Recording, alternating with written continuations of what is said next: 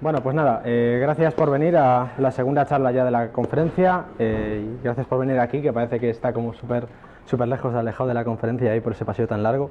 Así que nada, la charla como tal va a ser de Kubernetes Tower Defense, que es básicamente un poco de defensa en profundidad aplicada a Kubernetes, ¿vale? Con vuestro permiso bajo las luces porque tampoco era para tener una presentación clara hablando de seguridad, mejor así el dark mode. Así que nada, dejadme antes que me presente rápidamente. Soy Google Developer Expert en Cloud, en el caso de Google, y trabajo en Telefónica como Platform Engineer. ¿Qué significa Platform Engineer? Me encargo de hacer que la plataforma de Big Data de Telefónica sea horizontalmente escalable y además segura para ejecución de tareas y algoritmos dentro. Y adicionalmente pues organizo un par de meetups en Madrid y colaboro en una meetup en Valladolid. Pequeña cuña publicitaria para los que conozcáis estas dos conferencias, ahí tenéis las fechas y en breve saldrán las entradas, pero vamos, soy rápido, ¿vale? Así que nada, vamos directos al tema. ¿Quién conoce de aquí los populares videojuegos de tipo Tower Defense? Vale. En realidad, para los que no lo sepáis, consiste en que tenéis una base, por ejemplo, en un lado y los enemigos aparecen por la otra esquina del mapa. Y lo que pasaba con esto era que tenías que poner pequeñas torretas y los enemigos iban a una velocidad cada vez mayor hasta intentar llegar a tu base. Con las torretas podías ir haciendo un pequeño camino para que fuesen a través de él y de esa manera ralentizar su avance, ese tipo de cosas. Los enemigos poco a poco cada vez eran más fuertes y tenías que ir evolucionando tus torretas. Entonces se parece todo esto mucho al concepto de defensa en profundidad, ¿vale? Defensa en profundidad básicamente significa que no hagamos una única barrera para todo, sino que vayamos poniendo pequeños obstáculos por el camino para evitar que un atacante, porque al fin y al cabo un atacante no suele ser automático, salvo los chinos, pero esos prueban cosas básicas, sino que cuando por ejemplo a lo mejor consiga mejor acceso a uno de vuestros clústeres, voy a ir poco a poco probando cosas y eso lleva tiempo e intenta, por ejemplo, ir probando ciertos caminos y demás. Entonces, cuantos más obstáculos hay en el camino, más difícil va a ser el discovery y más fácil va a ser que vosotros lo detectéis a tiempo y bloqueéis esa puerta. Básicamente es esto, pero para los que espero que todos hayáis visto la película de Troya, en el caso de Telefónica, en la plataforma de Big Data, empezamos a hacer una cosa que era ejecutar algoritmos dentro de un clúster de Kubernetes. Y esos algoritmos potencialmente no eran de nuestro equipo, sino que potencialmente pueden ser de otras partes de Telefónica. ¿Y qué pasa? Que al no estar en tu equipo no controlas su software supply chain, es decir, de dónde vienen, cómo los empaquetan, qué pueden meter dentro.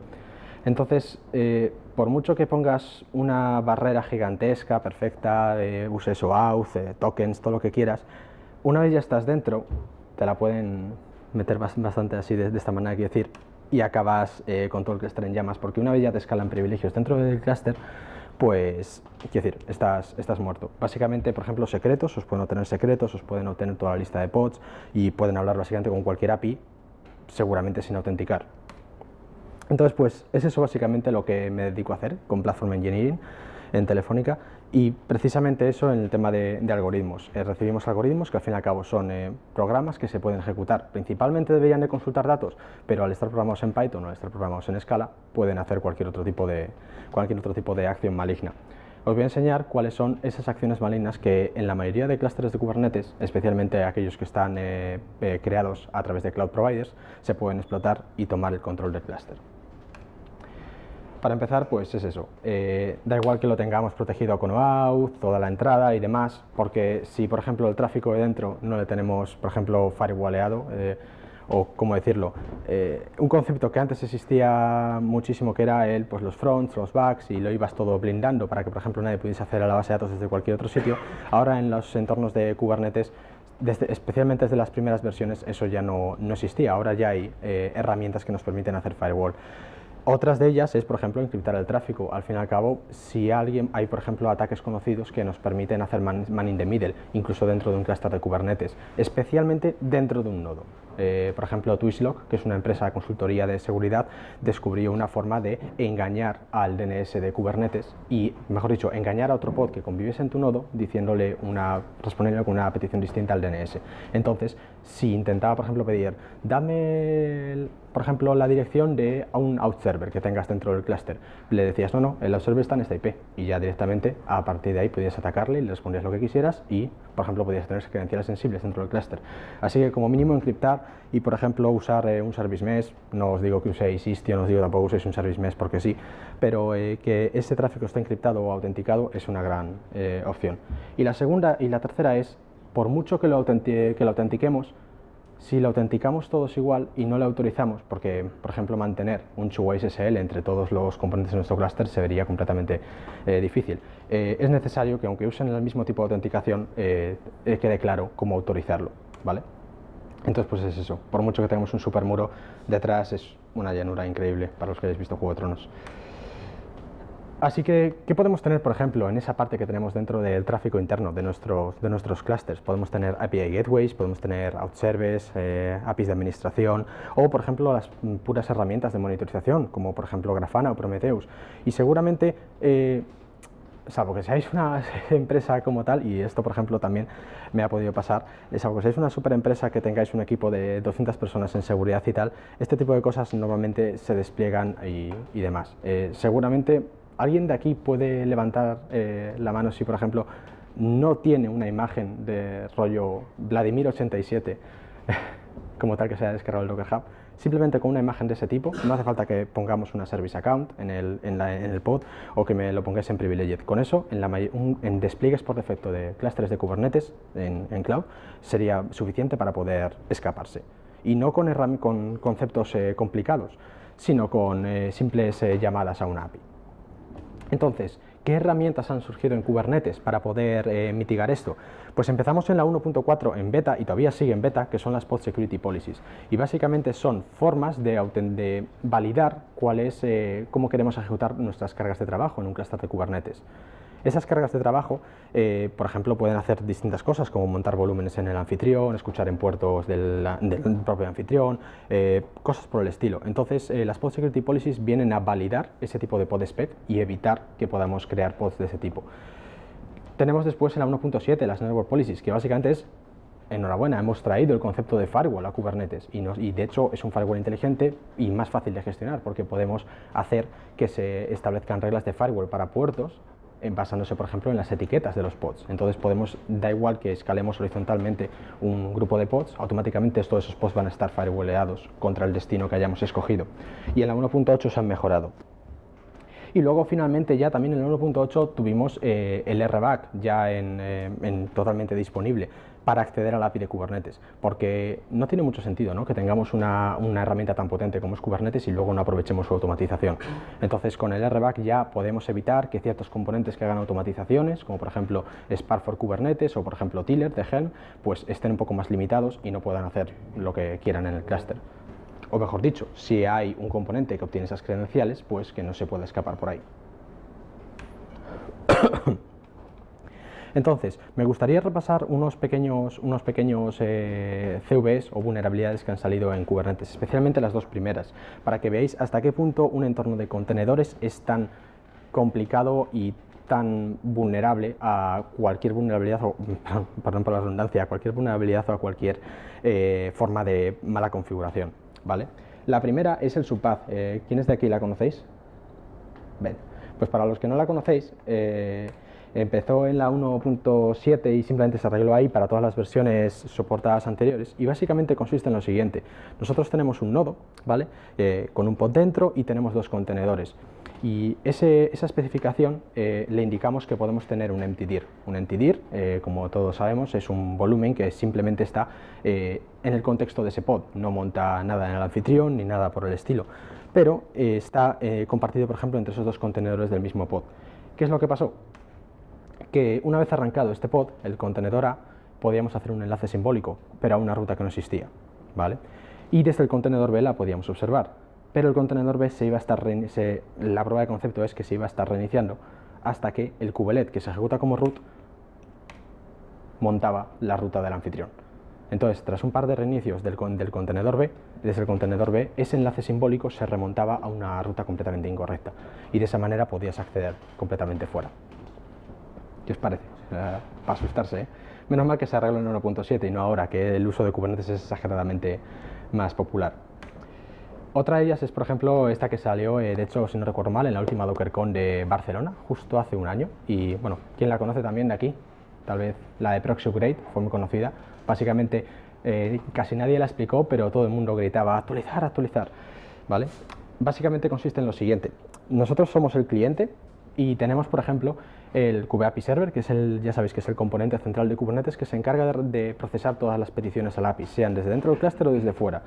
Y tenemos después un servicio, no un servicio de Kubernetes, sino una de las opciones que Kubernetes ha empezado a introducir para extender nuestra API de Kubernetes, para soportar cosas personalizadas. Una de ellas, por ejemplo, sabéis que son los CRDs, en las cuales Kubernetes se encarga de gestionar el estado. Pero hay otra forma para extender la API de Kubernetes que se llama los API Extensions, y es básicamente que Kubernetes proxifica peticiones a un componente de terceros, por si, por ejemplo, queremos hacer validaciones más complejas o demás. Entonces, todo empieza así.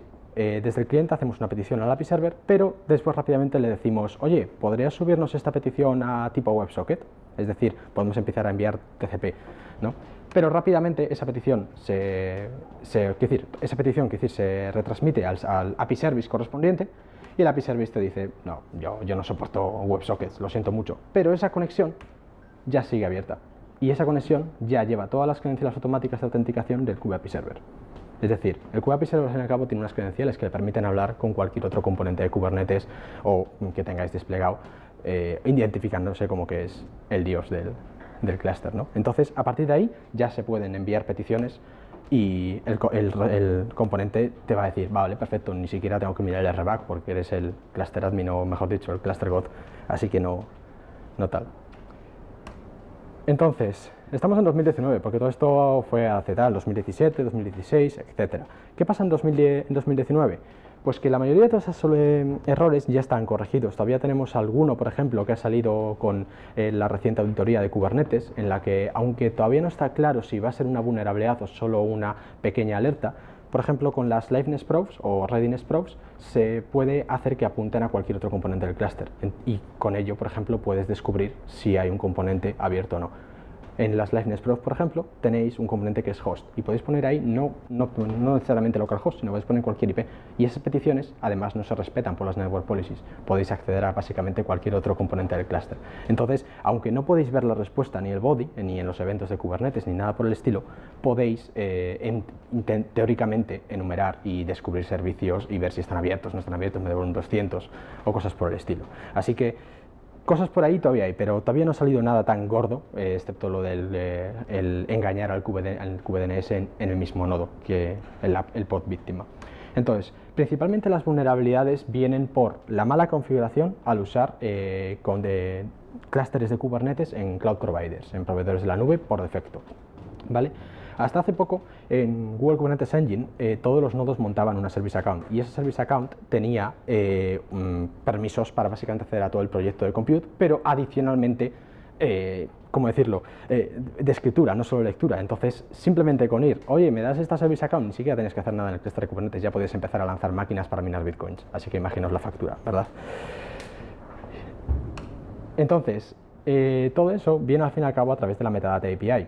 Y a través de esa metadata API, que todavía está abierta, aunque hay soluciones, pero está abierta por defecto si nos desplegamos un clúster de Kubernetes, podemos sacar distintas cosas, como por ejemplo las credenciales que usa el kubelet para registrarse y autenticarse contra el clúster, o, como te digo, esta service account, aunque esta service account ahora ya tiene permisos más reducidos y solo nos permite, por ejemplo, pues hacer un denial of wallet insertando un montón de logs en nuestro sistema o cosas por el estilo. Esto se puede solucionar de dos formas. Una de ellas es haciendo que esa metadata API se censure, y se censura de una manera muy especial, porque esta opción lo que nos permite es que se inserta una regla de IP tables para que cuando dentro de un pod quieres hablar con la metadata API, esa petición se redirecciona a un proceso dentro del nodo que se encarga de tapar ciertas cosas. Entonces sí vas a poder ver cosas como, por ejemplo, el nombre del nodo o la zona en la que estás, pero ya no vas a poder ver credenciales y demás. Y la otra opción, que es la ideal, es usar Workload Identity. Workload Identity en Google Kubernetes Engine sirve para filtrar todos los accesos al Metadata API y todos los accesos al API de Google basándose en el origen del pod. Entonces cada pod podría tener una service account válida, es decir, tendrías un token. No es que no tengas ya un token como en el Disable Legacy Endpoints, sino que sí que vas a poder tener un token, pero vas a tener un token distinto por cada pod. Entonces puedes, por ejemplo, hacer que ciertos pods tengan permisos para tus APIs de Google Cloud sin que sean los permisos del nodo, que pueden ser más extensos o no. Entonces esto es bastante interesante. Todavía hay un paso entre beta y generally available, pero no se despliega por defecto, porque muchísimos clientes en Google Cloud dependen de acceder a la Metadata API y por alguna razón a absolutamente todo tipo de recursos. Y luego hay otra que sigue abierta, que es el Kubernetes Read Only Port. ¿Alguien conoce lo que es el Kubernetes Read Only Port? Vale, pues el Kubernetes Read Only Port es una cosa que explicaré más en profundidad después, pero para empezar está deprecado en el proyecto de Kubernetes. La única cosa es que la mayoría de cloud providers lo siguen teniendo activo, y es un endpoint que no requiere autenticación, que está en un puerto de la interfaz del nodo y que nos devuelve todas las pod specs, todas las especificaciones de los pods que estén corriendo en ese nodo. Entonces nos puede dar detalles de un montón de cosas que os voy a explicar ahora después. ¿Qué pasará en Amazon? En Amazon sí, tenemos el Metadata API, aunque en el caso de EKS, a diferencia de KOPS, es un poco distinto, porque en el caso de KOPS es muy parecido al de Google, donde hay credenciales, y en el caso de EKS han intentado introducir un comportamiento nuevo, que es el AWS IAM Authenticator. El IAM Authenticator es una forma de autenticación dinámica para que un componente se autorice con Kubernetes usando credenciales de Amazon. Es decir, el Kubernetes API Server recibe una petición con unas credenciales específicas de Amazon y sabe si debe de autorizarle o no, en vez de usar credenciales de Kubernetes propiamente. Entonces está muy bien y se usa sobre todo para los nodos en sí, pero carece del mismo problema, que es que puedes obtener las credenciales del nodo desde un pod. Entonces todavía no hay una solución, y mucho menos oficial, por parte de Amazon, pero hay proyectos muy interesantes y parecidos al Workload Identity, como el que os he explicado antes, que es el Kube2IAM. El Kube2IAM hace exactamente lo mismo. A través de una regla de IP tables redirige todas las peticiones al Metadata API y nos permite obtener un rol distinto en base al pod en el que estamos. Entonces nos puede dar credenciales distintas. Y como decía, pues se puede bloquear también directamente todo el Metadata API con una Network Policy, ¿vale? Simplemente bastaría, pues obviamente, con decir permitir el tráfico a 0000, excepto al rango 169.254, 169.254, que es la IP del Metadata API, y /32, y así por eso lo centramos a una sola IP.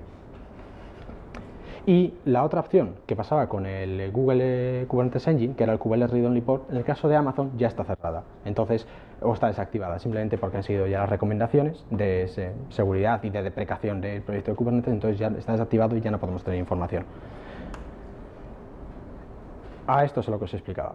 El Kubernetes Read Only Port, como os decía, está deprecado, pero nos permite, por un lado, ver todas las explicaciones de los pods de Kubernetes que están corriendo en ese nodo, y especialmente, espero que todavía ninguno esté haciendo esto, es filtrar variables de entorno, depende de cómo las pongamos. Siempre habremos oído ese consejo de decir, no pongas variables de entorno en claro en el pod spec, pero luego las pones en el secret y al fin y al cabo es base 64, entonces realmente es un consejo como un poco a medio coger, pero en realidad tiene esto una razón aún mejor, y es: si yo puedo listar las pod specs, por supuesto puedo ver las claves y los valores que ponga directamente en un pod spec.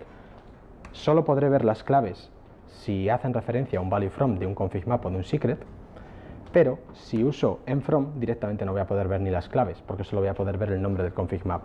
Dependiendo de algunas aplicaciones legacy o no, podemos tener ciertas partes sensibles en el nombre de la variable de entorno, porque por ejemplo algunas aplicaciones Java suelen usar namespacing en los nombres, por ejemplo pues name pues service A y la clave del service A en el valor, ¿no? Entonces te puede dar igualmente pistas, entonces mejor directamente que no se sepa ni qué variables de entorno estás montando. Por ejemplo, si estuviésemos usando Grafana, pues podríamos intuir qué opciones están intentando habilitar versus las que están por defecto o las que tienes que forzar con variables de entorno para desactivarlas. Entonces al fin y al cabo mejor si lo podemos ocultar tal. El único sentimiento encontrado que tengo con esto entre usar la segunda y la tercera es que la segunda, pese a que hace los pod specs muy verbosos, sirve para realmente asegurarse que no estás dejando, por ejemplo, si estás iterando sobre tus desarrollos en Kubernetes, no pierdes una variable del entorno, porque con la segunda exactamente te va a decir Kubernetes, no puedo desplegar este pod porque esta clave no existe. En cambio, con la tercera va a coger todas las claves que hay en el config map y montártelas. Y si una la has quitado por error y la sigues usando, te dará un crash loop backoff y tendrás que enterarte después de qué ha pasado. Entonces, todavía tengo sentimientos encontrados entre esas dos. Así que principalmente lo que suelo recomendar a mis desarrolladores es decirles pues, que usen archivos de configuración y se monten directamente en el pod. Y luego, la Metadata API. En realidad, ¿para qué se usa en la mayoría de cloud providers? No solo Google o Amazon, sino también, por ejemplo, DigitalOcean o todos los que están ahora surgiendo, permitirme la expresión, como setas, como por ejemplo OVH o Linode ahora, que lo acaba de sacar hace una semana. Todo el mundo quiere tener su proveedor cloud. Principalmente, cuando nosotros tenemos un nodo de Kubernetes y queremos registrarle dentro del clúster como tal, tenemos primero que tener unas credenciales. Y las credenciales no nos dan acceso directo al clúster, sino que nos permiten solicitar acceso, ¿vale? Eso es lo que se llama el bootstrap. Con esas credenciales nosotros podemos decirle al API server de Kubernetes, oye, aquí tienes una certificate sign request usando mi clave privada, que por supuesto no te la voy a dar, y Kubernetes automáticamente la prueba y dice, ok, aquí tienes tu certificado, y esas claves solo tienen permiso para obtener este certificado que es para ti. Tú lo coges y ya entonces tienes permisos completos de kubelet, al menos, digo, para interactuar con el clúster y aceptar, por ejemplo, pods, etc. ¿Qué pasa? Que nada te impide que puedas pedir 2 veces el mismo certificate sign request para el mismo nodo. Entonces puedes impersonar cualquier nodo. Te permite, obviamente, obtener todos los secretos. ¿Por qué? Porque realmente las claves de un kubelet, las finales, te permiten obtener los secretos de tu nodo. Pero si puedes impersonar a cualquier nodo, porque normalmente en el Metadata API no van a dar una credencial exclusiva por cada nodo, puedes decir, oh, ¿me firmas el certificado para el nodo B? Porque he visto que el pod está ahí. Pues nada, perfecto, cojo el secreto y ya está. Y por supuesto, pues todos los pod specs, lo cual puedes saber ya namespaces, nodos a los que impersonar y demás. Ahí tienes absolutamente todos los datos que necesitas. Y especialmente, como sabréis, ya ha salido Tiller 3, por favor actualizad a Tiller 3 o empezar a migrar, porque en Tiller 2 ya sabéis que tiene un componente de servidor, y ese componente de servidor tiene que interactuar con la API de Kubernetes. Pero al interactuar con la API de Kubernetes, para que sea un poco más cómodo, le solemos dar permisos, y normalmente el permiso que viene por defecto es cluster admin. Entonces, sabéis que una service account tiene un token guardado en un secreto. Ya me vais pillando por dónde voy, ¿no? Con el método anterior podríamos sacar perfectamente, ¿dónde está el servidor de Tiller? En el nodo Z, ¿vale? Me impersono como el nodo Z, dame mi secreto, sí, por supuesto, lo necesitas. Y ya a partir de ahí ya puedo coger ese token, salirme fuera y tranquilamente ser el cluster admin de vuestro clúster. Así que... Ahora, casos de uso, por ejemplo, que sean interesantes dentro de vuestro clúster de Kubernetes. Esto aplica especialmente a las pod security policies, ¿vale? Entonces, decidme por favor que no estéis haciendo nadie esto, ¿vale? Porque es que quiero construir imágenes dentro del clúster de Kubernetes. Por favor, no. Entonces, bueno, tengo una idea mejor, vamos a hacer Docker in Docker, ¿verdad? Por favor, no. Entonces, alternativas que os doy, que creo que estoy yendo demasiado rápido, pero bueno, mejor, más tiempo para la demo. Alternativas que os doy. Hay formas de construir contenedores sin necesidad de tener privilegios a nivel, me refiero, de cgroups o estas alternativas para que realmente sea un contenedor.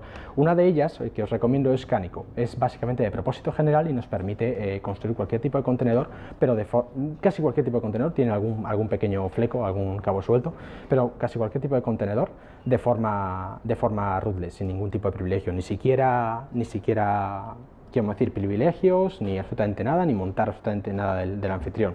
Y obviamente sí le necesitamos pasar las credenciales del registry, pero lo subirá automáticamente. Y la segunda, también de Google Container Tools, es bastante interesante, especialmente para aquellos que programáis en Java. Y de hecho es más eficiente que construir una imagen de Docker normal, porque este otro proyecto nos permite construir imágenes Docker, pero combinando todos los artifacts al fin y al cabo de Java. Entonces ya sabéis que en Java, cuando por ejemplo, Java, en NPM, en casi cualquier otro lenguaje, cuando hacemos una instalación de las dependencias, se baja todo Internet, es lo que se suele decir. Y eso implica que te va a invalidar absolutamente todo lo que tengas en tu capa cacheada al construir tu contenedor de Docker. Con Heap, o Jeep, como que se quiera pronunciar, no hace eso, porque en realidad no funciona por capas. Él tiene su propia caché en local, hace todo y te genera una sola capa que te contiene todos los archivos, pero los archivos los tiene, como decirlo, como en una caché local, da igual si lo estás ejecutando en un contenedor o fuera. La forma en la que funciona es como que te genera imágenes Docker, pero sin necesidad de ir paso a paso con un Dockerfile, sino que tú le dices, genera una imagen Docker para este proyecto, y automáticamente con todas las dependencias las va a ir juntando y demás. Entonces, esto es una manera genial para evitar Docker builds, y sobre todo, aunque vuestros desarrolladores o administradores de sistemas usen estos dos proyectos, igualmente no está de mal poner una pod security policy que bloquee el /run docker sock o cualquier otro path que haya en el anfitrión. Y nada, ahora simplemente voy a pasar a haceros una pequeña demo de cómo esto se puede, por ejemplo, explotar tanto en un Google Kubernetes Engine o en un GKE, y bueno, pues vamos a ello.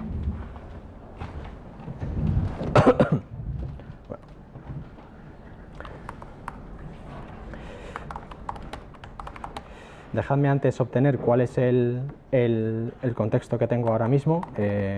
Current context. Vale, estoy en un clúster de Google Kubernetes Engine, ¿vale?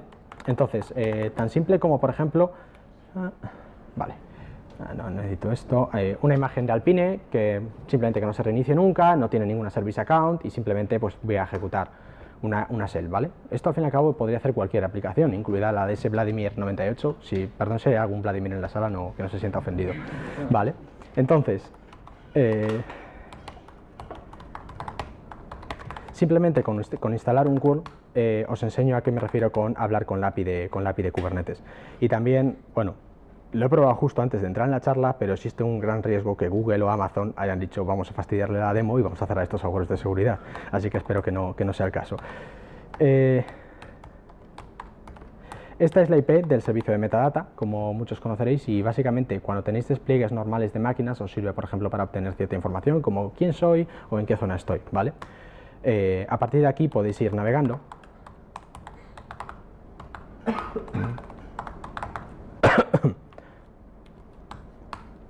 y podéis seguir navegando hasta que Google os llega y dice vale, espera, que a lo mejor te estás intentando ser un bot aquí muy listo, te voy a pedir un pequeño challenge. Obviamente no te voy a pedir un reCAPTCHA porque sería muy bestia, pero te voy a pedir una pequeña cabecera, ¿vale? Para que me la indiques.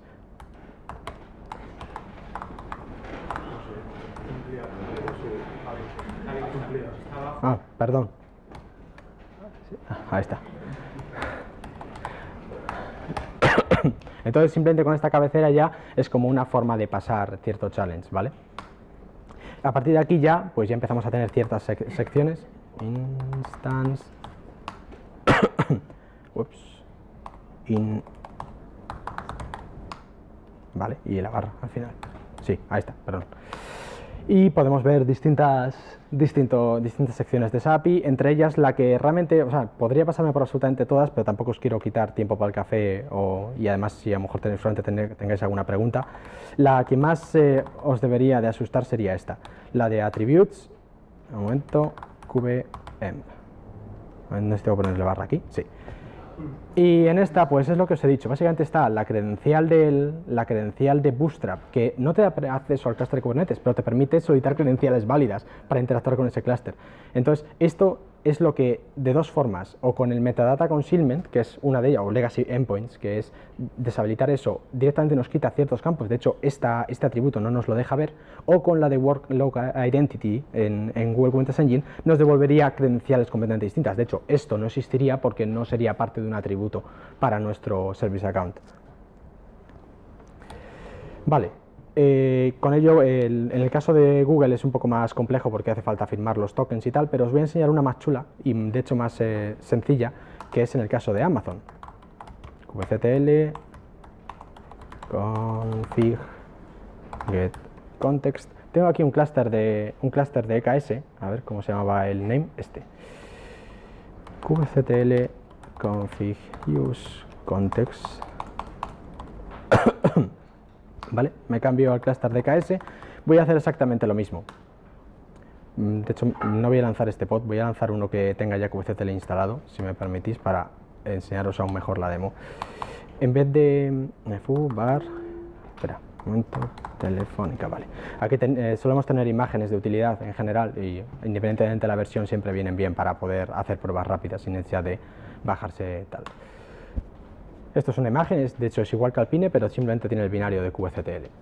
Lo que voy a hacer aquí, de nuevo, pues es eso, es a instalar, en este caso curl, pero también voy a instalar Python pip, ¿vale? Porque me va...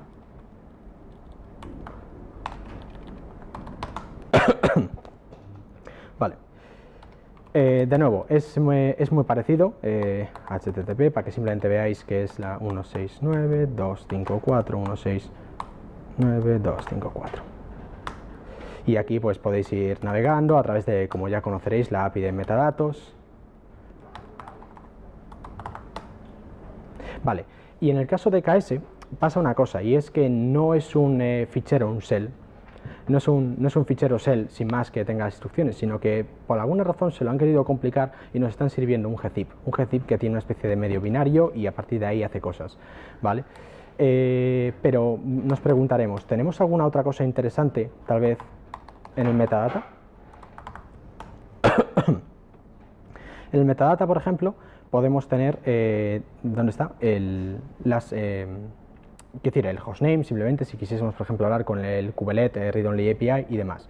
Y ahora nos preguntaremos, si estamos usando las credenciales de AWS YAM Authenticator, es decir, credenciales de Amazon para autenticarse con Kubernetes, ¿podremos usar este comando? Dejadme antes instalar el install AWS click, creo que era así. Bueno, era... Vale. ¿Podríamos usar el comando que tenemos en AWS CLI para obtener el kubeconfig desde dentro del contenedor de un nodo? Vamos a verlo. En AWS KS, bueno, un momentito que tengo que instalar esta dependencia para que podáis ver el help. Tenemos un comando que nos permite obtener las credenciales. Si no me equivoco, era update cluster config. Entonces, si nosotros hacemos esto, nos va a decir, necesitas el nombre del clúster de Kubernetes. Necesitamos el nombre y posiblemente otras opciones. ¿Cómo podemos obtener el nombre del clúster de Kubernetes de KS desde dentro del contenedor con el metadata? Hay una forma que es bastante curiosa, porque en ningún sitio la tienes disponible, excepto en los security groups. En los security groups tienes el nombre del clúster. Entonces, simplemente con esto ya puedes hacerte...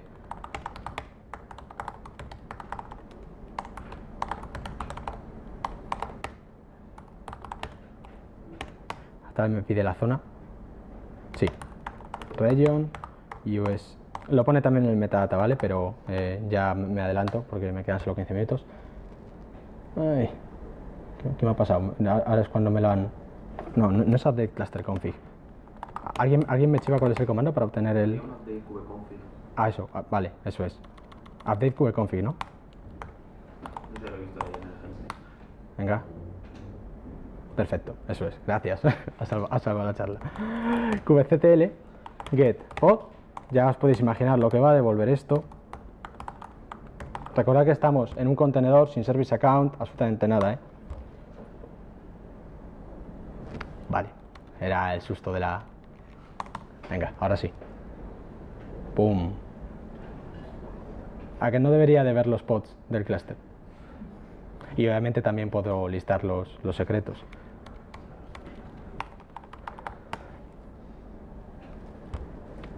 Bueno, lo que sí que puedo es obtener los secretos individuales. Es decir, por ejemplo, eso, JSON. Y si, por ejemplo, aquí me voy y busco un secreto como este, siempre y cuando esté en mi nodo,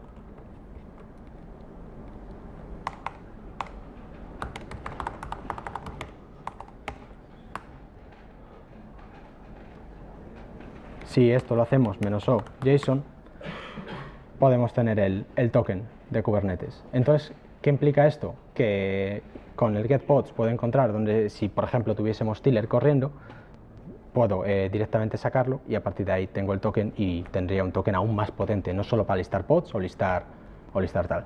Pero ahora os quería enseñar una cosa aún más chula, que es decir, vale, pero es que todo esto al fin y al cabo tenemos que instalar software que sea un poco, como decirlo, a lo mejor malicioso, etcétera, tal, ¿no? Y nosotros somos muy, quiero decir, muy confiados, no instalamos software de terceros tan fácilmente. ¿Grafana lo consideráis de terceros? ¿Consideráis que es un software, por ejemplo, confiable de una empresa con reputación, verdad? ¿A qué no os esperaríais que a través de Grafana podrían hacer esto? Un momento que voy a meter aquí Grafana. Venga. Lo que voy a hacer aquí va a ser lanzar una imagen de Grafana. Sí, vale, lo ha creado.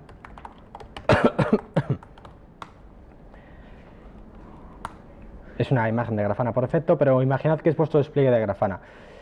Aunque no es a lo mejor el caso más común, puede darse el caso en el que tengáis a un usuario de Grafana que pueda ser admin, pero no tenga permisos en el clúster de Kubernetes. Tal vez un stakeholder, tal vez el jefe de vuestro jefe, etc. Y al fin y al cabo es el mismo dilema de siempre, el supply chain, es decir, no controlas a lo mejor la seguridad que tiene el jefe de tu jefe en su portátil o cosas por el estilo, ¿no? O simplemente un tercero que le has dado permisos en tu Grafana para administrar una organización y poder hacer sus propios dashboards. No controlas cómo puede tener securizado el portátil, a lo mejor está usando un Android y también se ha instalado la aplicación de la linterna, ese tipo de cosas, ¿verdad? Entonces, vamos a hacer aquí un kubectl port forward para que simulemos que estamos en Grafana.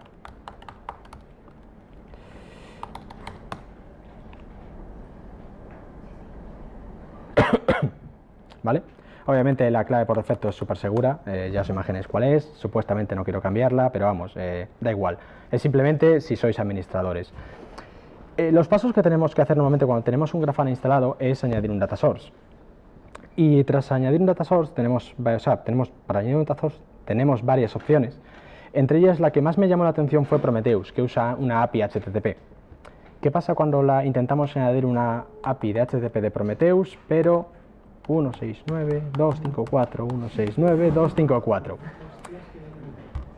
¿Qué pasa cuando intentamos hacer esto? Obviamente Grafana nos va a decir, oye, que no sé lo que es, pero ya está el data source creado, entonces simplemente necesitamos obtener la cookie, ¿dónde está? Y os voy a enseñar, no es el momento, ¿dónde están los recursos? ¿Dónde están las cookies? ¿Algún frontend en la sala? No me acuerdo dónde estaban. En red. Hago otra petición, vale, eso es. Vale, aquí tenemos la cookie. Vale. Y ahora lo que puedo hacer es algo como http://localhost. Un momento, era que puse 3000, ¿no? Eso es.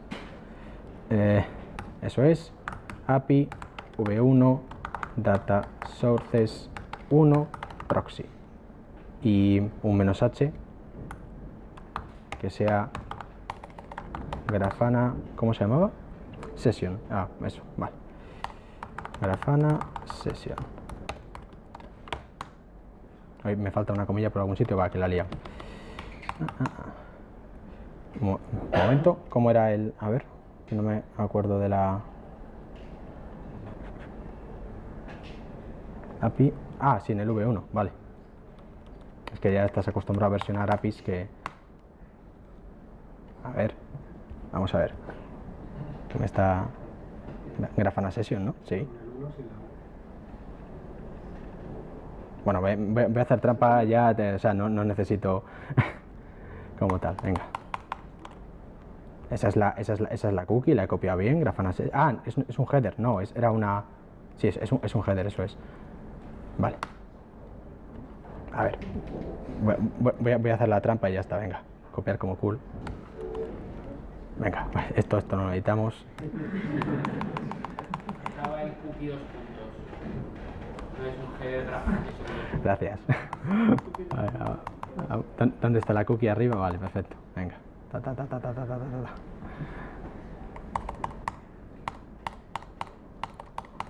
Los nervios de la demo, pero bueno. Para que se vea un poco más claro, os voy a solo coger a partir de aquí esto.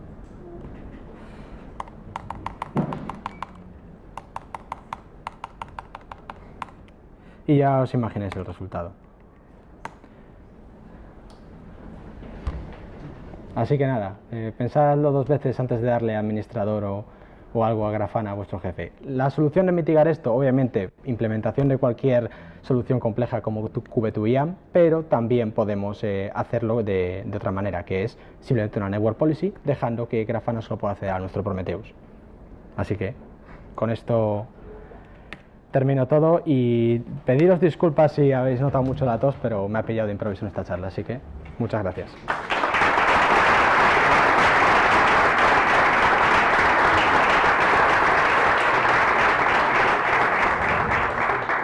Si tenéis cualquier pregunta. ¿No? Ah, sí.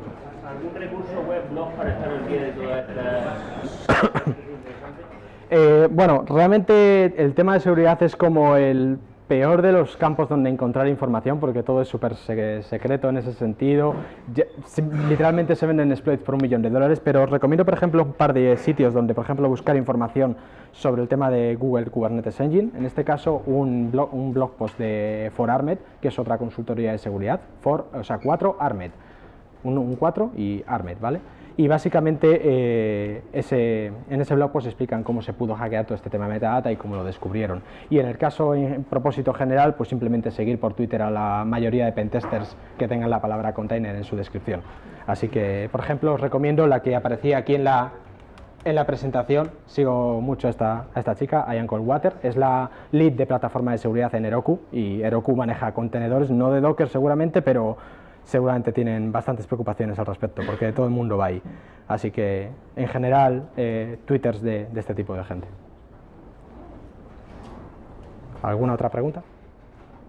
A lo que comentaste antes de usar Docker y Docker, usar soluciones como Cánico, no sé cuál es tu experiencia con ese tipo de herramientas. Cuando quieres combinar Cánico, en vez de usar Docker Hub, o que sea, usar, por ejemplo, ECR, ya que mi experiencia no ha sido demasiado buena, porque si lo que quieres hacer es comunicar con ECR, tienes que tener el OWS click, como enseñaste tú antes, para indicarte.